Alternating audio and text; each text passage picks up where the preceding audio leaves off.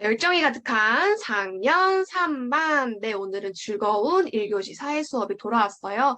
다들 주말 잘 보내고 왔을까요? 자, 반응을 눌러서 자신의 기분을 기호로 표현해 주세요. 좋아요. 서진이는 주말에 뭐 했어요? 자전거를 타려고 했는데 비가 와서 슬펐구나. 그쵸. 이번 주말에 비가 와서 날씨가 갑자기 추워졌어요. 다들 감기 조심하고 그러면 수업 시작해 볼게요. 자, 다들 선생님이 화면 공유한 PPT 보이나요? 왼쪽 포스터에는 어떤 그림이 그려져 있나요? 발표하고 싶은 학생은 손들기 버튼을 눌러주세요. 음, 현빈이가 말해볼까? 그렇죠. 손가락, 검지와 중지에 그림이 그려져 있죠. 그러면 이 포스터는 어떤 내용을 담고 있을까요? 자, 현준이? 결혼은 두 명이 해야 한다는 거? 이 포스터 속 그림을 보고 그런 생각을 할 수도 있겠구나. 하지만 이 포스터는 결혼에 관한 포스터는 아니에요. 또 다른 의견 있는 친구 있을까요? 소영이? 소영이는 여기 둘도 많다라는 여기 내용에 주목을 했구나. 둘도 많다라고 하는 것으로 보아 아기 두 명도 많다. 비슷해요. 조금 더 자세히 설명해 줄 수 있을까요? 혹시 소영의 의견에 보충할 친구? 음, 혜린이가 말해볼까? 음, 아기를 두 명까지만 낳자. 맞아요. 포스터의 의미를 정확히 해석했네요. 자, 그 다음 포스터. 자, 오른쪽 포스터 볼게요. 어떤 모습이 보이나요? 건이가 말해볼까? 그렇죠. 아기가 임신한 배에 무언가를 말하고 있는 것처럼 보이죠? 그러면 이 포스터는 무슨 내용을 담고 있을까요? 자, 이거는 정답이 없는 거예요. 선생님은 여러분의 다양한 생각을 듣고 싶은 거예요. 자, 그러면 힌트 줄게요. 힌트를 주자면 포스터 상단에 자녀에게 가장 큰 선물은 동생입니다. 라는 문구가 적혀 있네요. 시연이가 발표해 볼까요? 음, 시연이는 이 포스터가 동생을 낳자라는 의미가 담겼다고 생각했어요. 자, 잘했어요, 모두. 이제 모두 손들기 버튼을 해제해 주세요. 자, 화면을 보고 오늘 공부할 학습 목표를 다 함께 읽어볼게요. 하나, 둘, 셋. 저출산 고령화 현상을 이해하고 이로 인해 나타난 생활 모습의 변화를 설명할 수 있다. 잘했어요. 자, 교과서의 내용으로 들어가기 전에 선생님이 학습 자료실에 올려놓은 학습지 펼쳐보세요. 자, 모두 가져왔을까? 모두 카메라에 학습지가 보이도록 들어보세요. 자, 화면에 보이게. 그렇지. 네, 좋아요. 모두 다 가지고 왔네요. 그러면 학습지 첫 장을 봅시다. 학습지에 그래프가 이렇게 두 개가 있죠. 우선 첫 번째 그래프부터 볼게요. 자, 이 그래프는 우리나라 출생아 수의 변화에 관한 그래프예요. 출처는 통계청이고 가로축은 연도가 적혀 있죠. 1970년 이렇게. 그 다음 세로축은 출생아 수가 나타나 있네요. 자, 단위는 만 명을 기준으로 하고 있죠. 그러면 1970년부터 2019년까지 출생아 수가 어떻게 변화하고 있을까요? 그렇죠. 1970년부터 우리나라 출생아 수가 점점 줄어들고 있어요. 자, 특히 여기 1970년 출생아 수는 2019년 출생아 수의 3배 이상이라는 것을 알 수 있어요. 자, 다음으로 두 번째 그래프를 볼게요. 자, 이 그래프는 우리나라 노인 인구수의 변화에 관한 그래프예요. 앞의 그래프와 마찬가지로 출처는 통계청이고 가로축은 연도, 세로축은 단위를 만 명으로 표기한 노인 인구수예요. 이 그래프도 봅시다. 1970년부터 2019년까지 노인 인구 수가 어떻게 변화하고 있어요? 그렇죠. 모두 대답을 잘해 주었네요.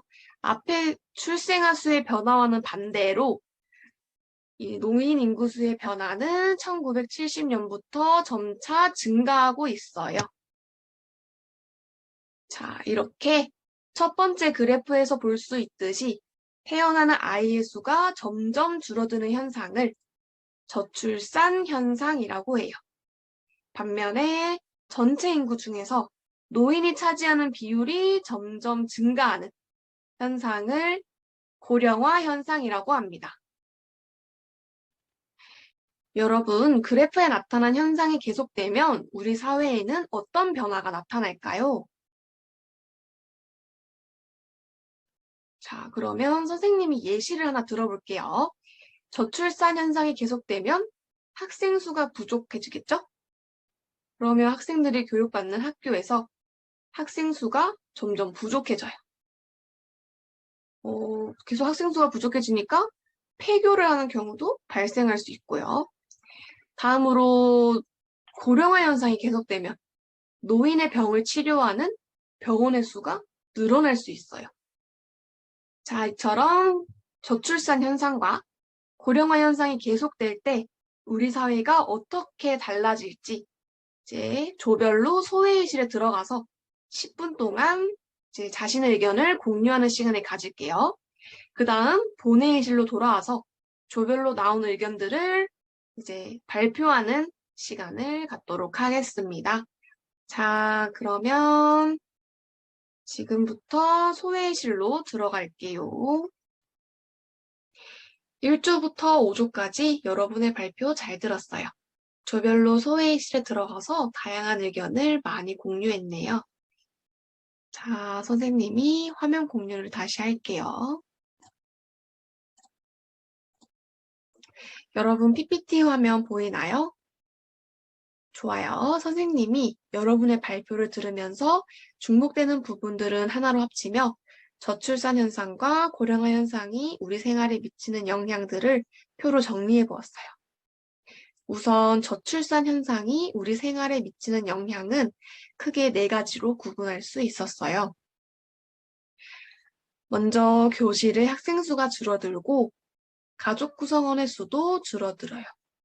가족 구성원의 수가 줄어들면서 확대 가족에서 핵가족으로의 변화 등 가족 형태도 변하고 있죠. 그리고 일할 수 있는 사람, 즉 생산 가능 인구가 줄어들고 신생아 수가 감소하면서 출산에 도움을 주는 산부인과 병원도 줄어들어요. 그리고 여러분 생각해 보세요.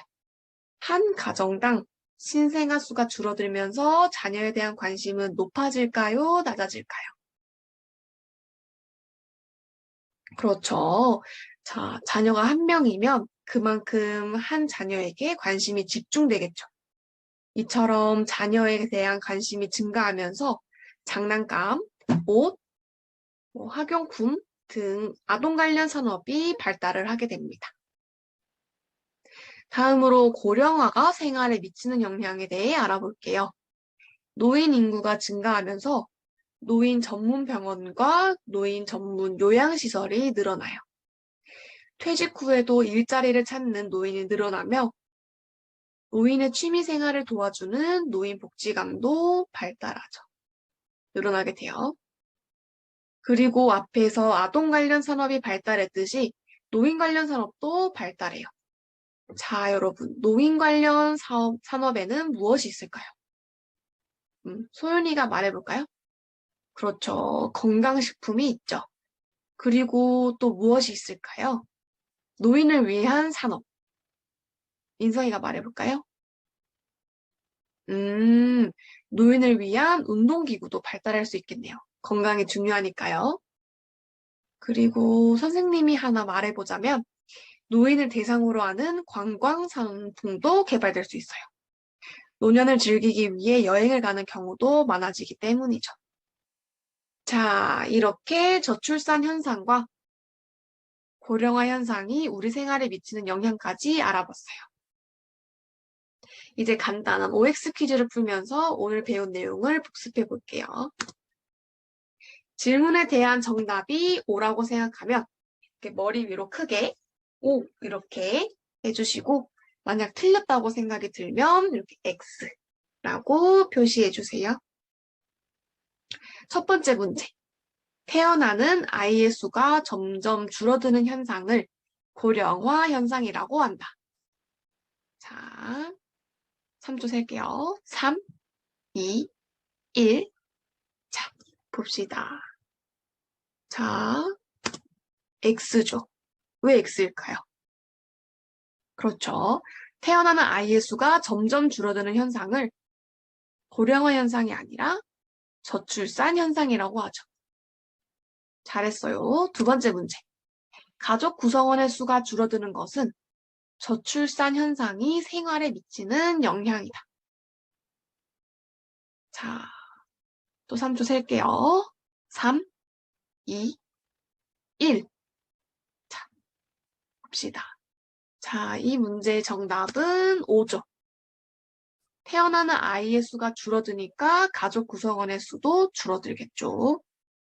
자, 마지막 문제. 우리나라 전체 인구 중에서 노인이 차지하는 비율이 증가하고 있다. 자, 마지막 문제 신중하게 3초 셀게요. 3, 2, 1. 자, 봅시다. 다들 잘한 것 같은데 정답은 5죠. 이렇게 우리나라 전체 인구 중에서 노인이 차지하는 비율이 증가하는 현상을 뭐라고 하죠? 다 같이? 그렇죠. 고령화 현상이라고 하죠. 다들 잘했어요. 자, 이제 다음으로는 한 줄 소감 시간입니다. 세 가지 문장 중에서 자신이 원하는 문장을 선택하고 빈칸을 채워서 발표하는 시간이에요. 자, 첫 번째, 빈칸을 하면서 빈칸에 대해 알게 되었습니다. 두 번째 문장은 빈칸이 가장 재미있었고 아쉬운 점은 빈칸입니다. 세 번째, 앞으로 빈칸을 더 해보고 싶습니다. 자, 자신이 어떤 문장을 선택해서 오늘 배운 내용 한 줄 소감을 할지 자, 생각해보고 발표할 친구들은 손들기 버튼을 눌러주세요. 자, 한 줄 소감 발표까지 잘해주었네요. 다음 시간에는 저출산 고령화 문제를 대비하기 위한 다양한 노력에 대해 알아보도록 하겠습니다. 오늘 수업은 여기서 마칠게요. 다들 수고하셨습니다.